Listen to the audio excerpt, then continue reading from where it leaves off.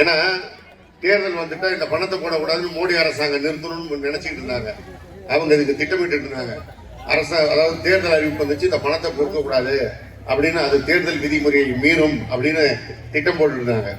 இது முதலமைச்சருக்கு தெரிந்தவுடன், நீ இப்படியா வர, நான் வேற வழியில வர்றேன், 3 மாசத்துக்கு சேர்ந்து என்னுடைய சகோதரிகளுக்கு நான் அட்வான்ஸா கொடுக்குறேன்னு சொல்லி 3000 பத்திரமல்ல கோடைக்கால சிறப்பு நிகழ்வா 2000 சேர்த்து 5000 இன்றைக்கு கொடுத்திருக்கிறார்.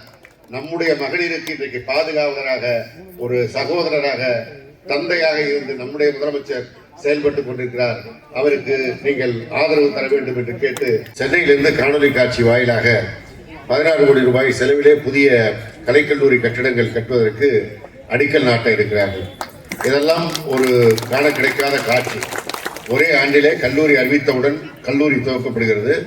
மாணவர்கள் சேர்க்கை நடைபெற்று இன்றைக்கு கல்லூரி நடைபெறுகிற வேளையிலேயே அதற்கான தொகை வழங்கப்பட்டு கட்டிடம் கட்டுவதற்கான பணியும் துவங்கப்படுகிறது.